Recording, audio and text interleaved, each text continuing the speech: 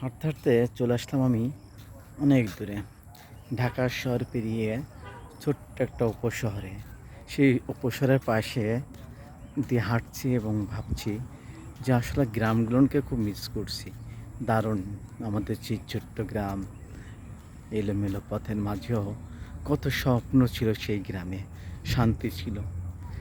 কর্মজীবনে এসে সব কিছু হারিয়ে ফেলে আজ চলে আসছি ঢাকা শহরে। ব্যস্ততার জীবনের মধ্যেও যখন ক্লান্তি হয়ে যায় জীবনের, ঠিক তখনই এরকম কিছু ছোট ছোট ঢাকার পাশে উপশহর ঘুরতে বের হই। একদম দারুণ লাগে আমার কাছে, সত্য অপূর্ব এক দৃশ্য।